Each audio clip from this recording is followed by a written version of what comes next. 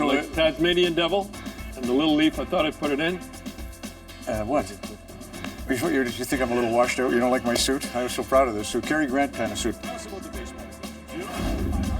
And here he is, Ron MacLean. I guess I'll have to play the Don Cherry role with you. You know, you're way too sharply dressed for that, Ian. But you know what's funny? Just seeing Don, and we're going to talk about my new book, obviously, Hockey Towns. This is the new book right here. But one of the most emotional times, everybody mentions the military and Don, what he does for the soldiers or firefighters or police. But I remember a guy named Mark Goodkey, who was a University of Alberta Golden Bear, who was finished his college career playing pickup hockey, blocked a shot, and died of the injuries.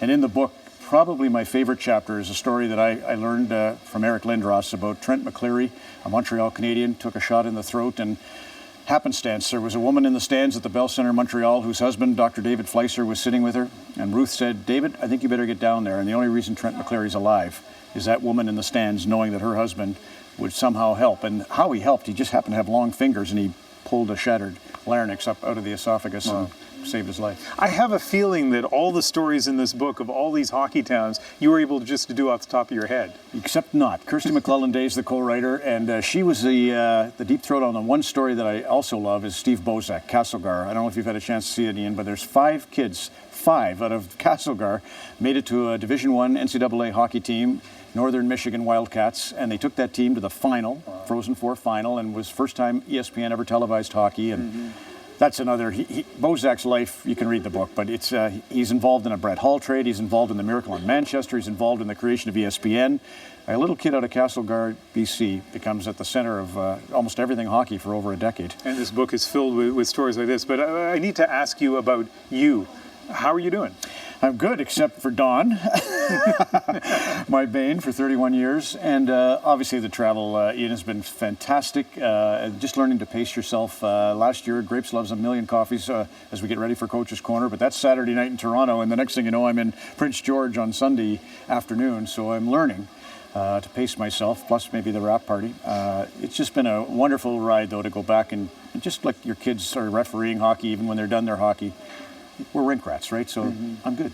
CBC.ca posted a video of an interview they did with you, and I was looking at the comments, because, you know, comments to things on the internet can be a crapshoot, right? Yeah. First person said, "You're a national treasure."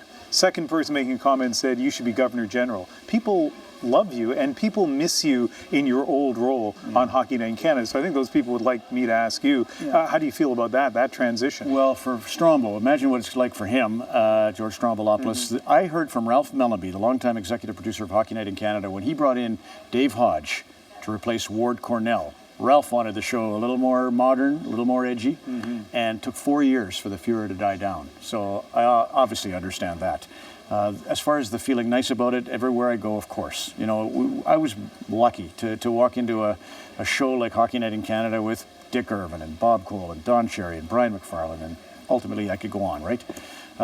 Just lucky to play on a great team. And I think that's all those guys that win the Cup. I always feel bad for the greats that didn't win a Stanley Cup, because nobody remembers them. They'll remember me because I got to play on an excellent team, and I see that and feel that kind of love everywhere you go.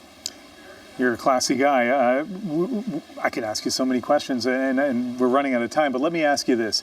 Big change in hockey this year, the 3-on-3 overtime. Yeah. How do you feel about that? I actually, you're going to laugh at this, I don't like it, because I feel like it's I thought you wouldn't like it. You're kind of a traditional guy. Totally. It's a beer league gimmick, and I everything that the beer leagues, my beer leagues do, whether it's shootout or 3-on-3, I don't want to see that. I feel like it's beneath the pros. However, Ian, the benefit of it is, I saw Alex Pietrangelo roll into Vancouver, and I could not believe the way he was playing rover for the St. Louis Blues, and Carlson and Subban, and Edler, you know, has been making quick passes to change the point of attack. And I don't know if it's practicing 3-on-3, but suddenly all of the defense in the NHL are engaged in the offense. So I can live with that one fallout from this otherwise silly ripoff from my beer league. Well, I'm getting to do what so many Canadians would love to be able to do, sit here and talk hockey with you. The book is Hockey Towns, and Ron, really nice to have you on the show. Cheers, Ian, always.